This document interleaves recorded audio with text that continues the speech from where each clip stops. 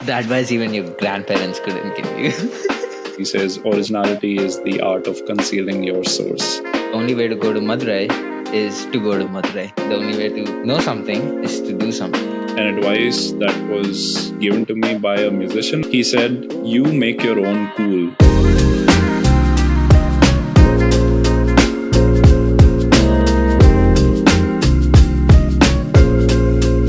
Welcome to Often Unexpectedly, a podcast where we discuss design and things we stumble upon, often unexpectedly. I'm Sushant, an industrial designer based in Seattle. I'm Gokul an industrial and interaction designer based in the Bay Area. And today, our topic is design advice. As designers, both of our practice has been influenced by the teaching of masters who have walked before us. And a lot of these teachings they shared through the forms of stories and experiences that they've lived through has shaped our perspective and worldview and how we do our practice, whether it's like design or like how we see the world around us. And today we wanted to share some of that design enlightenment with you guys. But before we get into the main topic, let's start with the question, what does good advice mean to you? Shashank? For me, there's three pillars that make up a good advice. The first one is that the advice is direct. I don't like any fluff around, beating around the bush or any sort of abstract terms. I like it to be direct in terms of who it's trying to target and what it's trying to say. The second is that it should be actionable. I like my advice to instantly tell me what to do without, again, I think it's kind of related to the first one, but this is more so that what action can I take? And lastly, it should be impactful. So for me, advice about small things like, what font to choose or what radius to put or small things don't matter as much. I like advice on bigger missions and bigger goals. And that's what I think creates impact. So these are the three pillars. For me, a good advice is direct, it's actionable, and it's impactful. Do you have a framework like that, Gokul? Yeah, for me, I actually like when for me, good advice is when it's inspiring. It can be from anywhere, for anyone. Sometimes I've got great advice just listening to a musician talking about his process and craft. So it needs to be inspiring, one. Second thing, actionable. So similar to yours. One of the biggest pet peeves or problem I had with advice, especially from like the Indian communities, every time there's this narrative that goes on, like I worked hard, I got up at 4 a.m., I did all this, da da da da da. But I'm like, okay, it's more like here's the story, but what I really want to know is what challenges did you face? Like what were the reasons that made you take those actions or go to those extremes? So I think that is sort of like actionable advice. Like it kind of helps me paint a picture for what they did. And the last thing is relatable. This is actually from a movie that I saw. The brief is where the protagonist of the movie says, based on the time you're getting the advice in, and based on the person who's giving you the advice, the meaning of the advice can change drastically. Advice you get from a teacher when you're 5 years old versus the same advice you get from a random stranger when you're 30 years old in a different setting, though like the words are the same, like the consequence or environment you're in can change the meaning. So it needs to be relatable to like me and the place I'm in my life, or else it sort of like goes in vain is what I feel, even though if it's good advice. But yeah, those three For things. me, like I've always had my ears open. I don't really care where the advice comes from. Like it could come from anyone, people without experience, people with no clue about what I do, and even from people who care about what I do, people who have tons of experience in the field. So I'll take in everything. I've realized that Yeah. advice to me is, I am basically the filter to what advice I want to take it, and I can listen to everything and decide to implement the things I want. Um, I guess we can get into 5 ideas that deeply impact the way we look at our work, our design, our creativity, our process. Why don't you Yeah, go first and then I'll follow? for sure. I think the first advice is from Gary Vee. Wake up at 4 a.m. If you have $10 in your bank, take it, double it to 100, buy a house. I'm kidding. Jab, jab, jab, smack. Yeah. Hustle. Just gotta drop ship and then make. You don't have money, sleep in the car. Take a cold shower. I'm kidding. The first advice is I want to kind of break the advice in two parts. First thing is doing is knowing, or like the alternative for this is show don't tell. I think both of them are sort of like two sides of the coin of the same advice. So one of the biggest things I understand, especially for like any industrial designer, right? Like whether you're designing a 3D product or even as an interaction designer, when I'm trying to like craft an interaction, hey, like this is how you would interact with the product or a digital interface. It's always good to assume and say like this is how it should be, like telling, but only when you actually make the product or a prototype and put it in people's hand, that's actually when you really start to understand the product itself. So like show don't tell, like it's like a classic movie kind of advice, and I think that resonates a lot for like any kind of design processes. Like doing is knowing, which is the only way to know something is to actually do it. And it reminds me of this one director in Tamil. One of the interviewer just asks him, what advice do you have for young filmmakers? And he says, if you want to go to Madurai, which is a city in Tamil Nadu in India, the only way to go to Madurai is to go to Madurai. The only way to know something is to do something. But what about you, though? What kind of advice resonates with you? Yeah, I have something similar for getting things done. Basically, when I was interning in Hong Kong in 2015, I spent a lot of time with a few sketches, and I would sometimes sit and wait for feedback. If I had another task, I would do it, but I was not that proactive until a time came where the only way to get things done was to go out of my comfort zone and actually do the thing. So my creative director Michael saw that, or I guess he could sense it, and he came up to me and said this one line, which is actually pretty famous. But he said, "Don't wait for permission, ask for forgiveness," which kind of Hmm. struck with me. I still think about it a lot because what that did to me was that, I shouldn't wait for permission from anyone to do what I have to do. Because, if it doesn't work out, I can ask for forgiveness later on. Usually in corporate structures or as an employee at a company, designers and creatives sometimes wait for direction. I guess I was no different. In the start of my career, I would often wait for the right signal to make the next move. But hearing this kind of made me feel very empowered that if I need to get something done, it is in my hands and I need to do it. And second, if things go bad, you can always just say, "Hey, it didn't work. I'm sorry. I guess Hmm. I crossed the line," if you have. But other than that, it kind of puts you in a spot for success. That's a solid way to give an example for what it means to be proactive.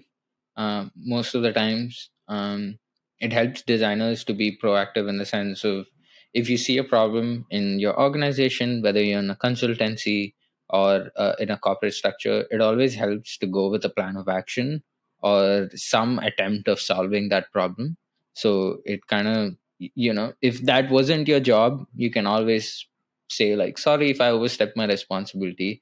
But which is less likely, at least from my experience. Someone would kind of like, if you did Yeah. something for the better, they're gonna like shut you down. But it always helps like kind of going with a plan of action or some attempt at that problem, because it starts a conversation rather than just pinpointing like, hey, I see this problem. My next one is, I actually got it from one of my family friends. He's one of my dad's closest friend. He said this was back in sophomore year when I was a college student. This was before I was actively networking with any of my alumni. He just called to just check in on me. And he's like, "How are you doing? How's your course going? How are your alumni from your college? Like, where they working and stuff like that." And it's like, "Yeah, we've got a great alumni batch. Like some of them are in 3M, blah blah blah." He's like, "Did you reach out to any one of them?" I said, "No." And then he was like, "Why?" I said, "Well, if I reach out, what if they say that?" What is, classic, classic excuses for being lazy and like not having the courage. But the advice he gave to me was, try. What's the worst thing that can happen? You'll be in the same place you started. That kind of changed how I looked at things. I always felt like, like my how do I say it? My reputation is kind of on the line when I reach Yeah. out, when I don't even have one. Like no one knows Gokul sophomore year Syracuse exists. But there's this apprehension to like reach out to people and things like that. But that kind of changed it. It's like I'm gonna put my best foot forward and reach out to people. If it doesn't work out, great, I tried. But if it does, it's start of something new and beautiful. So that kind of that changed my uh, outlook towards networking. And it like I still need to keep saying that advice a couple of times to myself. It's but works Yeah, great every time. that's brilliant, man. I still struggle with networking a lot, and it has to do with anxiety and the fear of rejection. So I completely hear you on that. Another similar advice I hear is that you can just count to yourself 3, 2, 1. A lot of people say "fuck it," and then they go ahead and do it. That's also one way to do it. But on similar lines, on the lines that what's the worst that can happen, an advice that was given to me by a musician. I mean, not necessarily given to me, but he said, "You make your own cool." And this was in context of a type of genre that, the musician had crafted. And he said that, you know what, like you are, as a musician, completely capable of defining what is cool because you have the instrument, you have the skill, you put those together, and you can create what is cool. You don't have to follow what other people are doing. You don't have to believe what other people believe. Mm-hmm. You have the opportunity to create something that is truly your own and truly cool.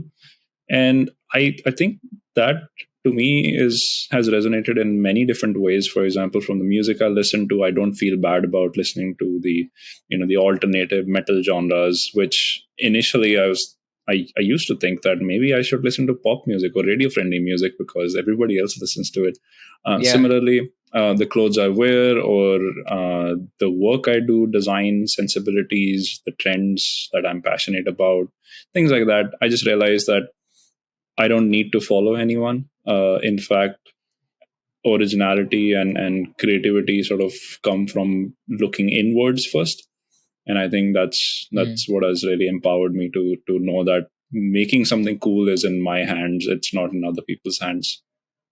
Yeah, interesting. My next advice actually is kind of on similar lines regarding like originality and making your own cool. This one actually comes from my current professor, Pierre. He teaches us prototyping. He's an interaction designer, great guy. Um, this was our first class we had with him this semester. Any industrial designers watching this, like prototyping, when I say prototyping, it's in the context of interaction design. So it involves a bit of coding, or we call this like Wizard of Oz, in the sense like make believe videos just to kind of pitch the demo of that interaction. Um, but on the topic of coding, someone from our class asked, why do we need to learn code? Which is a valid question. It's like, hey, we're interaction designers. Why do we need code? But what he said is something that deeply resonated with me, which is, to make something original, you need to go beyond tools and materials. In this case, Figma, Photoshop, Illustrator. You need to go beyond the tools and materials and look at the source. And source in this case is code. And he said only when you understand the source you can truly manipulate the boundaries of the medium. And he's given examples like Alan Key and Bill Verplank. I probably butchered his name, As but always. as always. But he said everyone who has done something original has always gone to the source, understood it, and then learned how to manipulate it, which probably applies to ID as well. Funnily enough, I have an advice that talks about originality and going to the source. This is my third one, right? So this advice comes from famous Franklin P. Jones. He says, originality is the art of concealing your source. And I think it is parallel to some of the other famous advice, like, good artists copy, great artists steal. There was also a film critic who said originality is an illusion, and basically illusion is what you need to sell to people. The whole idea being that nothing is truly original. And I think that puts me at ease because, and the way I interpret it is that I don't need to invent something from the ground up. I don't need to reinvent the wheel. I am playing the game of figuring out what resonates with people, what resonates with me, and then as a creator mix those things together and sort of generate. The whole idea is that I can borrow from designers, I don't, or I can borrow from other creative. I do it in my design as well as music as well as art. The burden of not having to come up with something groundbreaking, original invention is a lot more relaxing to my creative process. Yeah, I actually just typed what the meaning of original is. Not as a debate, because I just, as you were speaking, I also have my own definition of original, but I wanted to just kind of see a couple of definitions, which is, first one is present or existing from the beginning, first or earliest. The second one is created directly and personally by a particular artist, not a copy or imitation. Something serving as a model or basis for imitations. In my mind, whenever people say original, it's like one of its kind, hasn't Unique. existed before, won't exist after kind of situation. But I was just kind of curious. But at least from what I'm understanding from these, nowhere does it give that perception of original, in the sense like it hasn't existed. It's like first or earliest, like the first kind of person to do it that particular way. Obviously it's not like blatantly copying it, which is a whole different meaning. I think it is in the inspiration and motivation spectrum rather than literally copying other people's work. I think I say that to like give myself a little bit comfort that let's not break our brain figuring out what is a new wheel look like, because I don't have to do it. It's kind of like your previous advice, like making your own cool. Like I think that's a nice way to put what original means, is like if it's your own cool kind of. But it also reminds me of David Bowie. I actually just figured out David Bowie is the one with like the thunder slash like that. I didn't know, dude. You thought that was Shazam. Thunderstrike was owned by Shazam. Because I didn't know that at all. And weirdly, like David Bowie has been repeatedly coming on my Instagram reels. I don't know why, but he's been making a lot of content. Is what he was saying. Oh man, David Bowie, let me know if you want me to send money. Isn't he dead? He is. Okay, I'm sorry. He's a legend.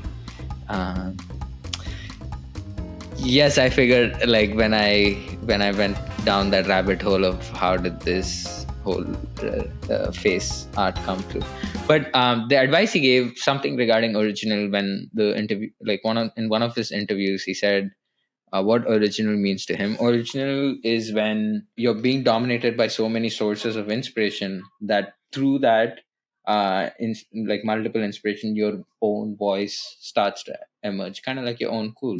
And he defined that as originality, which is pretty refreshing. But awesome. I like that. I think you put it in a much nicer way than I could explain. How to make your own cool definition of originality. You heard it here first. All right. Earliest. What's your next one? Uh, Next one is actually from a actor in the Tamil film industry in back in India. It's one of the many film industries. A lot of my quick backstory before I give advice. Um, I know for you, you get a lot of your inspiration from musicians. For me, it has always been movies. I think I've like Indian regional movies have been like a core part of my upbringing, and in the initial days, never had like someone to like look up to or like get design advice from. So I always used to watch like actors interviews, director interviews. Like I said in the starting, based on the situation you're in, and depending on the person who's giving advice, the meaning can change. And I was desperately seeking advice from anyone that could give an advice. So this was during one of the situations where the interviewer asks the actor, uh, what's your creative process? Like how do you channel creativity when you're on the sets of a film? Um, and he gave a great answer, which is, um, I only try to bring 100% of my craft to the film sets. Creativity is a kind of thing that usually comes and goes. So I don't usually rely on my creative juices or creativity. I just focus every day on sharpening my craft, because that's the only thing I can rely on and know for sure, which is interesting. And I recalled this advice when I was a junior designer. As a junior industrial designer, like you have this expectation that you build for yourself, that you always need to be creative. Especially lot of us spend time doing a lot of concepts, right? Like concept works. This advice actually came back to me is that, hey, I just need to focus on my foundations, which is like form giving, eye for eye for detail and things like that, and creative concepts will come and go. So I think that helped me a lot. Does it have to do with going back to the foundations, like just working on the skill part of it, like learning to build that, and then not hoping for everything that you do through those skills to be 100% success? Yeah, kind of. I heard this somewhere. I don't know where it was. It's like time spent practicing is not time spent being creative. I don't know how much it's directly applicable when you're on the job. And it's true for everything that's skill based. Yeah, so it's that kind of positive outlook that would change the way you work, especially in design. So we've got I've got two more, right? And you've got one more. So Hmm. one important one that happened actually 2 weeks ago. I was discussing with an ex-colleague who also is my, I guess, unofficial mentor. Not sure if he knows, but I I derive a lot from like his learnings and like his way of thinking. His name is Peter. He said, and this was in context to figuring out what I like and what I don't like and how do I voice that. And he said that it's always important to have a grip on how your own mechanics of perception work. Mm. And I've always had it in the back of my head as a thing that I need to figure out, like, how does my senses translate what I see into, how does it make it into feelings, how does it make it into emotions, and how does that help me form my opinions? And I think just seeing that and he actually sent this as written feedback Very or whatever nice. as a comment. He said it's always important to have a grip on how your own mechanics of perception work, and that got me thinking, like, how can I distill it down to the mechanics of how I form opinions, right? I never thought about those smaller pieces. And again, like, the way I interpret the advice could be very different from how he intended it. But the way I see it is like, okay, I need to figure out how my senses react to things. How I need to Yeah. figure out how those senses then form emotions, how emotions convert into feelings, and what helps build those into beliefs and systems and frameworks and so on. Yeah. This this is the only time people can use the phrase, I know where you're coming from. I found designers are generally a little bit protective of their opinion and their thoughts. And in fact, they take pride in the fact that they have certain opinions, but they don't necessarily know where those opinions come from. And I'm not different from that. For the longest time, I also believed that, the music I listen to, the kind of music I'm playing, the kind of design that I'm executing is of really high quality. But I guess over the last 3 years to 4 years, I've realized that it's not about that, but it's more about understanding myself. It's not about the outcome, it's more about my process. It's more about what goes on internally so I can perfect that. Because I might never be able to perfect what, how it sort of comes to life, but I might be Mm-hmm. able to perfect it into what is a system that I can sustainably reuse. And that exists in all spectrums of design, from forming an opinion to actually executing design to storytelling and communicating that design and Yeah. so on. Just to kind of add one more thing, it's also a good way to like spot biases. Maybe it's like a byproduct that Peter didn't intend. Yep. Yep. All right. You have one more to go, right? And then, Yeah, yeah. the last one. Again, another professor, Sean Sprocket, great guy. This came during one of our classes where we pitched him an idea, a very technocratic idea, which is app is the solution to all. But the brief was how to kind of build community, how to make community involved. Like, for example, my brief was for like Oakland community. How do you get them involved in the process of voting or deciding how to shape the neighborhood downtown and things like that?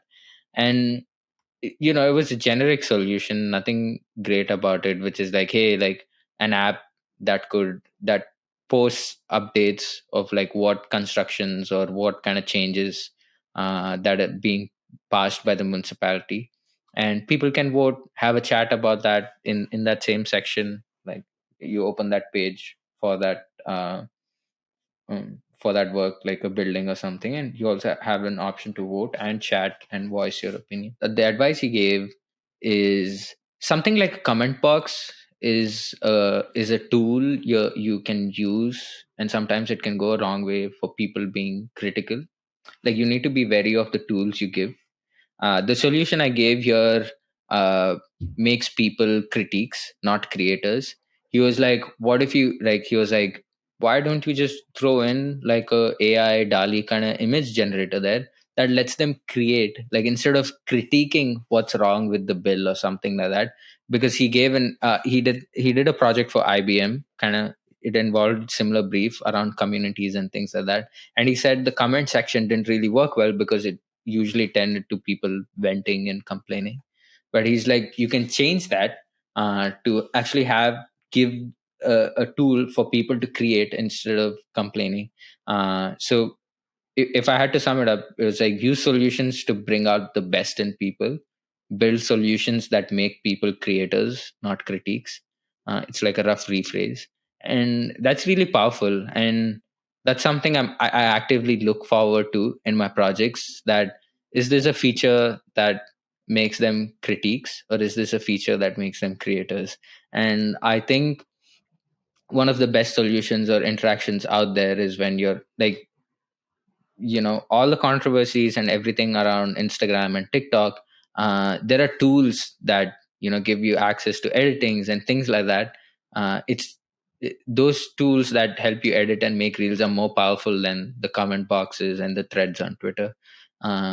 So yeah, that's my last advice. What do That you think? that's awesome. I also resonate with that because the kind of content that I consume is actually the content that pushes me to create more content. Hmm. So there's things around how to write better, how to think about financial freedom, uh, starting a business, yeah, things like that.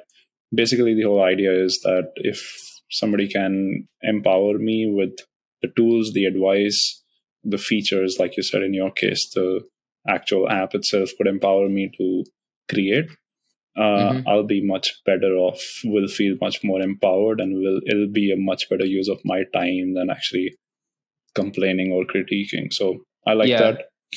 Yeah, which brings me to my final advice, which is pretty simple. It's a famous one, popularized, or actually might originally be from Sheryl Sandberg.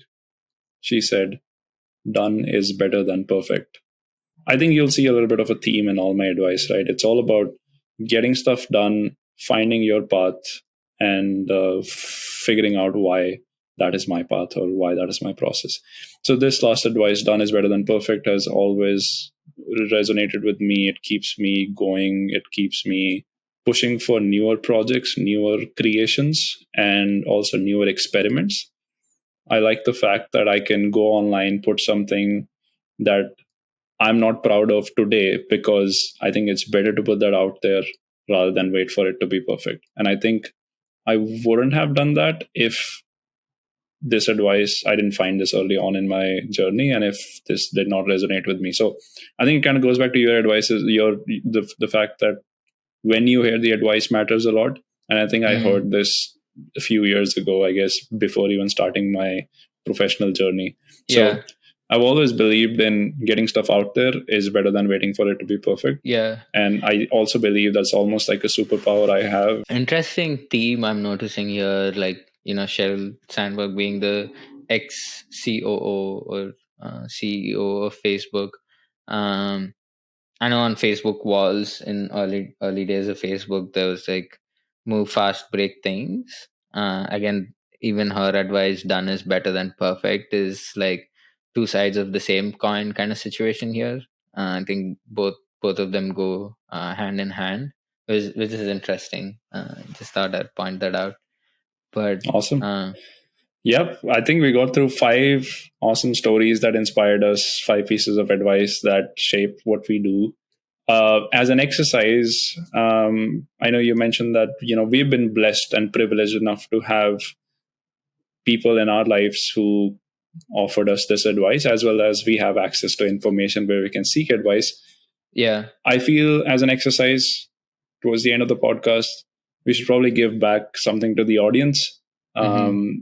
from your journey, from the people that you've interacted with, from the different frameworks in your mind. Is there anything that you would offer uh, Yeah. to creative? Because that's what our primary audience is, which is the audience of a grand total of 5 people. No, I'm kidding. Yeah. Like we have a few people listening to us, which is always nice, and again speaks to the Five plus privilege. five. No, That's both of our families. it kind of, because when you said like give back and advice, I just, before I do share my thing, I just wanted to share a funny TikTok that I saw. It comes from the Hustler universe, where there's this random guy on a podcast. He was like, bro, like, there's technology out there and there's so many things out there. If you don't have a Lambo before you're 30 Yeah. years old, you're doing something wrong. Yeah, I've seen that one. Oh man. I mean, we have a podcast, so that's already doing something wrong. We're pretty late to the party. Yeah. Yeah. We'll only be proven right once we buy a Lambo. So yeah. But Yeah, kind of getting take it for what it is. Unsolicited pieces of advice. This is the end of the podcast. This is where we get cancelled. But it's more of a thesis, like a work in progress that I have in my head. Something I've noticed from people is, when people say find your passion, um, I would say, like a updated or a more better version of it, which is find your analogy. Um, to put it in better words, I feel everyone has a song in their life, when people are like, find the rhythm in your life, find the song of your life, and things like that. For me, that song is an analogy. It's for you, again, like I mentioned For before, me, it's like song is a music. song. I'm Song is a literally song. figuring out the beats per minute and the time Yeah. signature. So like for you, that analogy is music, right? Like when you get inspired by a lot of musicians, and when um, I for me, it is movies. I like to think in terms of like, that's like my analogy. Like when I'm thinking of a pitch deck, I'm thinking about a story. When I'm thinking about um, like archetypes, I take frameworks from characters and things like that. So like for me, the analogy is like the craft of filmmaking, and for you, it's music. And I was talking to this designer once, and I asked him like, what should I do to better my design skills? He was like, after you work, don't do design. Spend time doing other things. And he gave example of his boss and Fitbit, who just started learning boxing, and he gave this presentation using boxing as an analogy.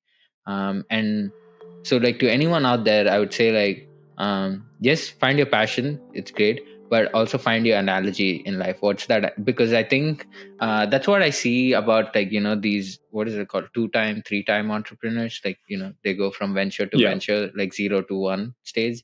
From me, from a third person point of view, it's like they've figured out the analogy, like that song, that rhythm, and they're trying to replicate the same process again and again for in different ventures. That's how it looks to me. So find what is that analogy in your life. So it doesn't matter which, if you're in passion number 1, passion number 2, you have the song of your life to kind of guide you through the process and whatever it is. So that's my advice. Love it. I like it. I guess even as a musician, I think I'm plugging in my musician category fourth time in the podcast. But I like that because sometimes what I do in music is borrow a lot from design, how structured it is, how logical it is. And sometimes in my design sense, I borrow from music and art, which is a lot more about expression, a lot more about whatever it feels like, going with the flow, the rhythm side of things, right? And those two worlds, I'd say, like, at least in my process, seem to work. For somebody else, it might not work, but you're right. I found my analogy to be music, and in fact, like, it's directly implementable in the work I do. Yeah. Cool. I have a lot of advice to offer first, but since you're only DM doing Sushant one, after this. no, please don't. Yeah, because like I realize, like, a lot of my advice, it's either like too actionable and too targeted to the right problem. That's how I like to phrase my advice. So this is going to come off as a bit more general that applies to everyone. This is something that I've stuck with in my life as well, which is to always focus on your mission. And if you don't know your mission, focus on finding that mission. Yeah. It is pretty simple. Once you figure out what the mission is, you always want to bring it closer to you. The way I think about it is not for me to go to the mission or for me to be put in a spot where the mission is, but for my mission to come closer to me. So that end goal needs to come closer to me. And it does a few things to my psyche. And I'm pretty sure, as you're hearing, that, okay, I don't have to go to the mission and the mission comes to me. And I think that's where my advice, the big part of the advice is, which is, how can you make the mission come to you? How can you make your goals come to you versus you hustling to go out of your way and get the goals towards you? I have like a cringe version of that. Let's hear it. I don't know who said it. It's like, don't go to the peak to meditate. Reach the peak through meditation. It sounds like that guy, man. That guy was sitting in like, what is that guy? The guy who sold his Fiat Honda Civic. The monk who sold his Honda Civic. Yeah. Cool. Right, Wait, do you have another one? No, I was gonna say my favorite part of the episode, which is what to name it. How do you want That is definitely the favorite part of the episode for both of us. I think this is going to be the advice that changed our lives. The advice even your grandparents couldn't give you. The grandparents' advice version of the advice. the creative. Yeah. I actually advice spreading. Believe it or not, I actually read this article about, how recently